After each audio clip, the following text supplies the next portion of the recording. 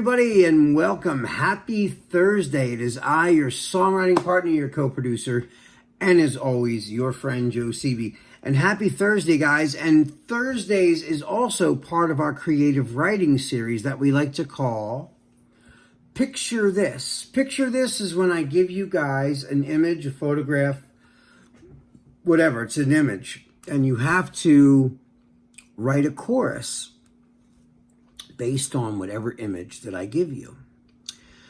And I love this exercise because it always puts images always paint pictures in my head. So when I see images, especially artistic images, like things that are, sort of artistic, not just like a photograph of just like people standing there posing for a birthday picture or something. These are more like artistic. Some of them are drawings, some of them are, artistic photography, but they tell a story and they're thought-provoking. And the point of it is to make you think. When you're looking at these images, you're thinking about what you're looking at, and hopefully it'll make you want to write something that's creative, So many things can do that to me, as far as like movies and a poster or a song. Another song can make me inspired to write a song,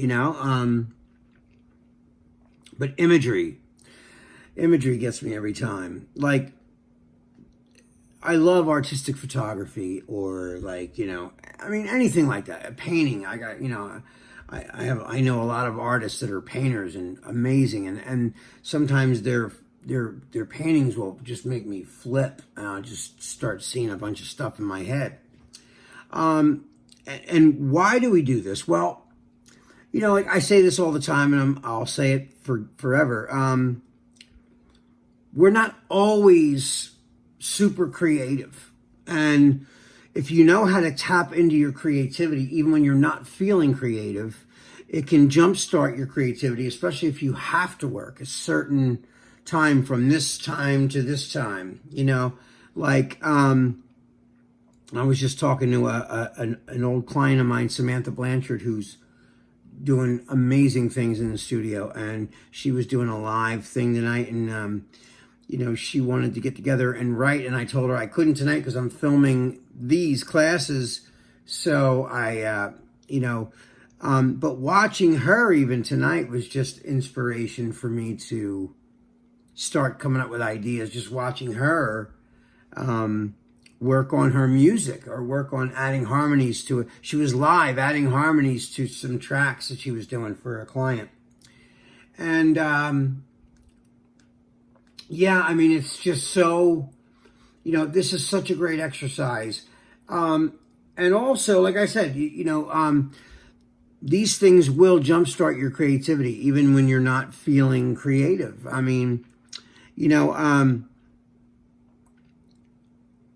Like I said, you're not always creative. Maybe you're lazy, just want to watch TV and eat popcorn tonight. You don't want to, I exercise a lot, right? And some mornings I wake up and I am sore from my head to my feet. And the last thing I want to do is go back and lift weights and do push-ups and sit-ups, and I don't want to do any of it.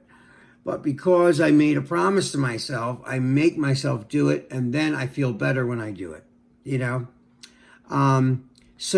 and there's things that I do even in that area that gets me excited about exercising. I'll watch like an inspirational video of somebody who's a trainer on YouTube, and they'll get me psyched up to go exercise because I watch these people just go for it, and it psychs you up to do it, So hopefully these things that I share with you are helpful for you to jumpstart your creativity, even when you're not feeling creative, or you're lazy, or you just don't want to do something. We all get that way. So don't think it's only you. It's all of us. We're all like that. We all want to lay around on a hammock and sip iced tea and eat popcorn. But like when we have to work and we have to put the pedal to the metal, this is just like a little Jedi mind trick to get you started, So, I'll give you guys an image, and then like when I give you the image, I want you to write, what you see in the image. Literally, just write everything that's in the picture and then put that in a little group on the side, almost like a template. Before you even start rhyming or making a story out of it, observe. Observation, your eye, and then your mind's eye opens once your eyes open and you focus. And just like the ghostwriting class, I say this all the time.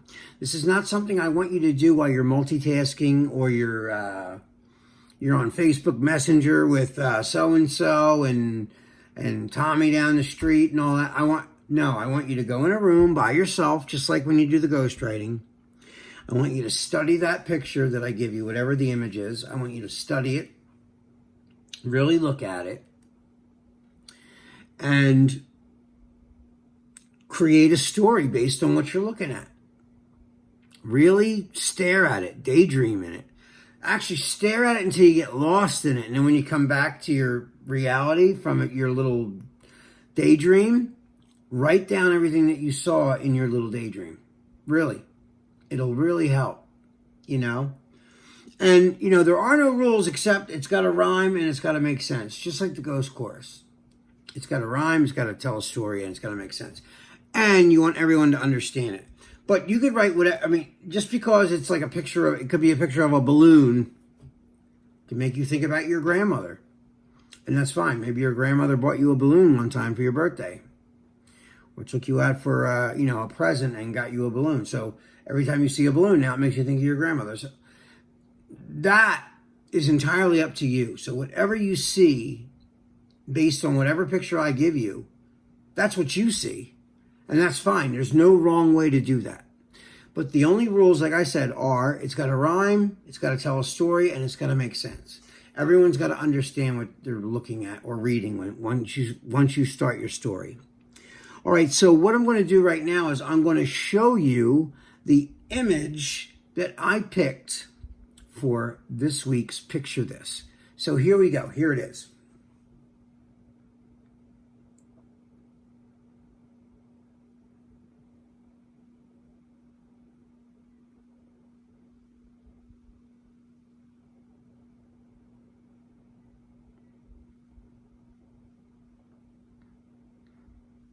All right.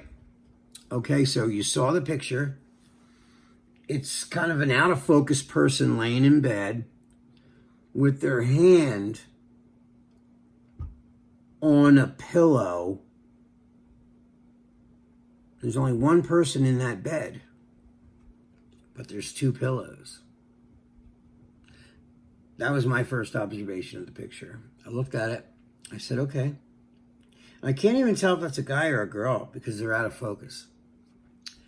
But when I looked at it, I could see that the person really, the blurriness of the person makes it that it's not really about the person as much as it is the story in the picture. The person, of course, is important to it, but not the gender or like their face perfectly seen. And that's what I liked about it. It was like kind of out of focus. Obviously, their hands on the pillow because they missed somebody. That's what I got from it. So I let my imagination run wild like I always do.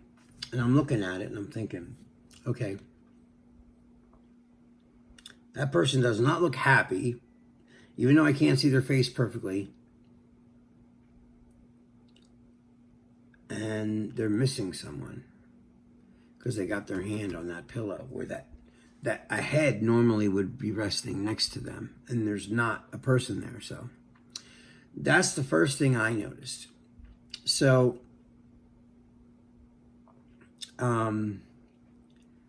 so I came up with this whole scenario. That's what I do. I go into my head and I daydream, and all of a sudden I have a story. And of course, I relate it to things in my life that have really happened to me, and that's how, a lot of times, that's where I get my ideas from. Real life experiences that I've been through, or feelings that I have felt. Maybe I haven't been through that exact thing, but I have felt those kind of feelings. So I'm going to read you what I wrote based on this photograph. Okay, so here's what I wrote. It's cold as hell tonight. I leave on the light if you changed your mind. Hoped you'd realize we both made mistakes that we can't erase. Hanging by a thread, feeling alone, this house ain't a home. Memories of what was good still ring in my head. But I'm sleeping on what used to be your side of the bed. Right? I'll read it one more time so you can really get the gist of it. It's cold as hell tonight. I leave on the light if you changed your mind. Hope you'd realize we both made mistakes that we can't erase. I'm hanging by a thread, feeling alone. This house ain't a home. Memories of what was good still ring in my head. But I'm sleeping on what used to be your side of the bed. So that's my take on it. So,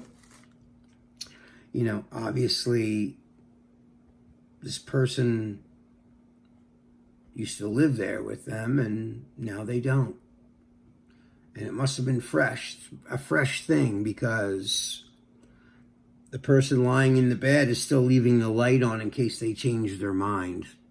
It's almost like, lighting a candle, hope that that person will return. That's kind of what I meant by that. So I can't wait to see what you guys write based on that photograph. So guys, that is all the time that we have for tonight. This is your songwriting partner, your co-producer, and as always, your friend Joe Seavey signing off.